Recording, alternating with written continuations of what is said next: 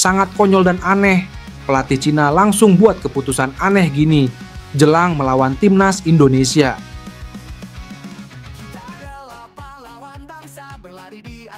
Pelatih Cina Branko Ivankovic tetap bersikeras memanggil dua pemain yang sedang mengalami cedera dalam skuad kualifikasi Piala Dunia 2026 zona Asia. Meskipun hal ini menimbulkan banyak pertanyaan dari berbagai pihak. Pemain-pemain yang dipanggil tersebut adalah bagian dari strategi Ivankovic untuk memperkuat timnya dalam menghadapi dua laga penting pada bulan Oktober. China akan melakoni laga tandang lebih dulu ke markas Australia di Stadion Adelaide Oval, Adelaide, pada tanggal 10 Oktober 2024. Pertandingan ini diantisipasi sebagai tantangan besar mengingat Australia adalah tim kuat di zona Asia yang memiliki sejarah panjang tampil baik di turnamen internasional. Setelah itu, Cina akan kembali ke kandang sendiri untuk menghadapi timnas Indonesia di Stadion Qingdao Youth Football, Qingdao, pada 15 Oktober 2024. Laga kandang ini menjadi peluang besar bagi Cina untuk memperbaiki posisi mereka dalam klasemen setelah mengalami dua kekalahan beruntun di laga-laga sebelumnya. Dalam dua pertandingan awal kualifikasi Piala Dunia 2026, Cina harus mengakui keunggulan Jepang dan Arab Saudi, dua tim yang secara tradisional menjadi lawan tangguh di kawasan Asia. Kekalahan ini membuat posisi Cina menjadi genting dan tekanan semakin tinggi untuk meraih poin pertama dalam kualifikasi. Branko Ivankovic yang dikenal sebagai pelatih berpengalaman dan tangguh, bertekad untuk membawa timnya bangkit dari keterpurukan. Karena itu, ia memanggil 24 pemain yang dianggap mampu memberikan perbedaan di lapangan, meski beberapa di antaranya sedang tidak berada dalam kondisi fisik terbaik. Salah satu pemain yang dipanggil meski dalam kondisi cedera adalah kapten tim nasional Cina, Wu Lei. Wu Lei merupakan sosok sentral dalam tim, tidak hanya karena posisinya sebagai kapten, tetapi juga karena kemampuannya sebagai pencetak gol yang sangat diandalkan. Sayangnya, Wu Lei baru saja mengalami cedera serius pada tulang rusuknya saat bermain di Liga Super Cina. Cedera tersebut didapat dalam pertandingan Liga pada Sabtu, 28 September 2024, yang memaksa Wu Lei meninggalkan lapangan sebelum pertandingan selesai. Klubnya, Shanghai Port, mengonfirmasi bahwa cedera Wu Lei cukup serius, hingga ia harus menjalani operasi. Meskipun hasil pemeriksaan menunjukkan tidak ada patah tulang yang jelas, Wu Lei masih merasakan nyeri hebat di area yang cedera. Selain itu, ia juga mengalami kesulitan bernapas, dan cedera lutut lamanya kembali kambuh, memperburuk kondisinya. Meski begitu, Ivankovic tetap optimis bahwa Wu Lei dapat memberikan kontribusi signifikan, baik dari sisi mental maupun sebagai inspirasi bagi rekan-rekan setimnya. Selain Wu Lei, Ivankovic juga memanggil pemain naturalisasi Cina, Alan, yang juga sedang dalam pemulihan cedera.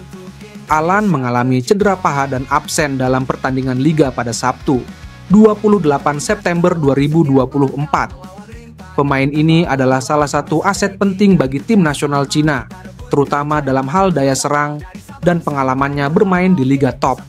Meski belum pulih sepenuhnya, Ivankovic tetap memasukkannya dalam daftar pemain, dengan harapan Alan bisa segera pulih tepat waktu dan memperkuat lini depan timnya dalam dua laga penting ini. Keputusan Ivankovic untuk tetap memanggil pemain-pemain cedera ini memunculkan berbagai spekulasi. Beberapa pengamat sepak bola mempertanyakan apakah ini langkah bijak, mengingat kondisi fisik pemain yang belum sepenuhnya pulih dapat berisiko memperburuk cedera mereka. Namun, Ivankovic tampaknya percaya bahwa kehadiran pemain-pemain berpengalaman seperti Wu Lei dan Alan di skuad, bahkan hanya sebagai motivator di luar lapangan, bisa memberikan dampak psikologis positif bagi tim. Di sisi lain, ia mungkin berharap bahwa pemain-pemain ini bisa pulih lebih cepat dari perkiraan dan memberikan kontribusi di fase akhir pertandingan. Dengan situasi yang semakin menegangkan, pertandingan melawan Australia dan Indonesia akan menjadi ujian besar bagi Ivankovic dan skuadnya. Cina perlu mengamankan poin untuk menjaga peluang mereka lolos ke putaran selanjutnya, kualifikasi Piala Dunia 2026, dan dua pertandingan ini bisa menjadi penentu nasib mereka. Apakah kehadiran Wu Lei dan Alan, meski dalam kondisi yang belum fit, bisa memberikan dorongan yang diperlukan untuk membalikkan keadaan? Semua akan terjawab di lapangan dalam beberapa hari mendatang. Media Cina Sohu baru-baru ini turut menyoroti proses naturalisasi dua pemain sepak bola keturunan Belanda, Mees Hilgers dan Eliano Regenders, yang sedang dalam tahap akhir untuk membela timnas Indonesia. Dalam laporan tersebut, Sohu menyoroti betapa besar pengaruh kedatangan dua pemain ini terhadap kekuatan skuad Garuda, terutama di sektor pertahanan. Media ini juga mengaitkan nilai pasar kedua pemain tersebut dengan kemampuan dan pengalaman mereka di klub masing-masing. Sohu menulis bahwa Mees Hilgers dan Eliano Regenders akan segera mendapatkan kewarganegaraan Indonesia, memungkinkan mereka untuk secara resmi menjadi bagian dari skuad timnas Indonesia yang akan berlaga di babak kualifikasi Piala Dunia 2026 zona Asia. Mereka juga menyebutkan laga-laga penting yang akan dihadapi Indonesia, salah satunya melawan tim nasional Bahrain dan Cina.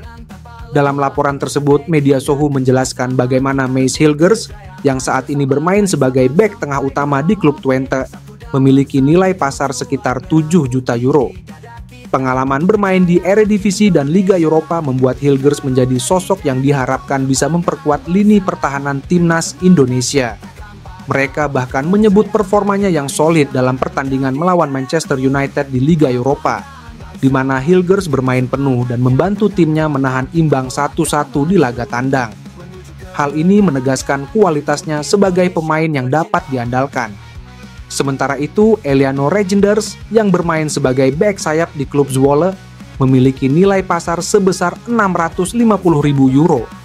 Meski nominal nilai pasarnya lebih rendah dibandingkan Hilgers, Reinders tetap dipandang sebagai pemain potensial yang bisa menambah kekuatan pertahanan timnas Indonesia. Sohu tak lupa menyindir perbedaan harga pasaran antara kedua pemain ini. Dengan perbandingan yang cukup signifikan, mereka mencoba menggambarkan bagaimana Hilgers diposisikan sebagai pemain kunci dengan nilai yang lebih tinggi dibandingkan Reinders. Namun, media tersebut tetap mengakui bahwa kehadiran keduanya bisa menjadi faktor penting yang memperkokoh lini pertahanan skuad Garuda.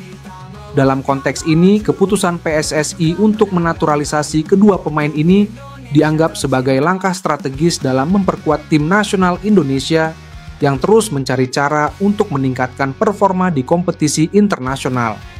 Proses naturalisasi ini telah resmi setelah Mees Hilgers dan Eliano Regenders mengucap sumpah menjadi warga negara Indonesia di Brussels, Belgia pada 30 September 2024. Prosesi pengambilan sumpah tersebut dipantau langsung oleh Ketua Umum PSSI, Erick Thohir, yang kemudian mengumumkan hal tersebut melalui akun media sosialnya.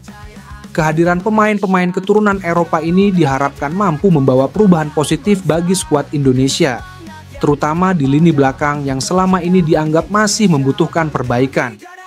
Dengan pengalaman mereka di Liga Top Eropa, kontribusi Hilgers dan Reinders diharapkan mampu menghadirkan stabilitas dan ketangguhan yang selama ini dinanti-nantikan oleh publik sepak bola Indonesia. Tantangan besar kini ada di depan, termasuk kualifikasi Piala Dunia 2026, dan dengan tambahan pemain berkualitas seperti mereka, harapan untuk lolos ke turnamen bergengsi tersebut semakin terbuka lebar.